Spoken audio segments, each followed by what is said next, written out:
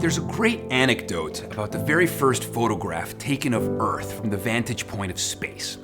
The idea was that this photograph occasioned a profound shift in our understanding of ourselves. You see, for the first time in human history, we could look back at our planet in its entirety and see the big picture. This provided an ontological awakening. It changed our story, our narrative. It upgraded our self-image. It expanded our consciousness. New maps for new realities, as they say.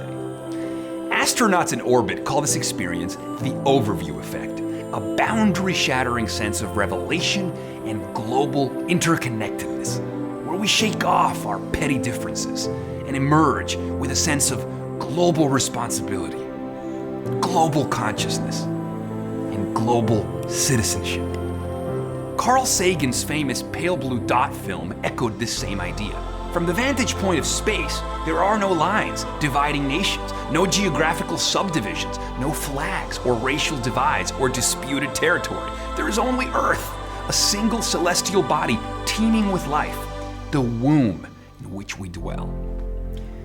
Yet the fact is, our historically myopic point of view, most certainly our limited perspective, has resulted in much animosity. We have all too often organized ourselves into competing hostile tribes, subjugating each other for land and resources, and misrepresenting the big picture into a story of borders, subdivisions, and dividing lines. Too much hostility, not enough empathy and compassion.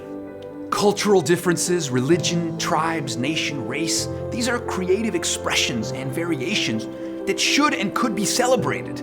Instead, they've become symbols that are all too often used to create suffocating boundaries. And they are increasingly ill-conceived to address the challenges of a hyper-connected global world. As advancements in technology and information enable greater mobility of ideas, goods, and people, the role of the physical border is shifting and due for an upgrade. Conflicts remain, and too many people are restricted access to the increasingly fluid means of migration, transportation, and movement. Migration has always been a defining factor of the human experience. Migration has and continues to touch all nations, cultures, and regions, all peoples on the planet. Migration has been the seed at the heart of thriving societies, accelerating the dissemination of knowledge and ideas. Restricting migration is ultimately like restricting the flow of ideas. In much the same way that we don't tolerate censorship or book burning, we might consider the ways in which restricting the free movement of people can be equally punishing to the idea of human flourishing. The desire to become a global citizen is human. We all have it, and we all share the same goals for safety, comfort, and prosperity for our family. Some are fortunate enough to be able to invest in a second residence and citizenship, while others are forced to seek asylum for their survival. Being a global citizen is also about the strong and the wealthy helping the weak and the poor, as we saw with the Global Citizen Tax Initiative. Border disputes, conflict zones, armed borders, these are things that persist and need to be addressed.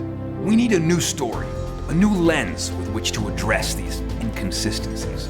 We need to scale up to unleash a truly global citizenry, exchanging ideas, beliefs, goods, and services. It has been said that empathy rarely extends beyond our line of sight.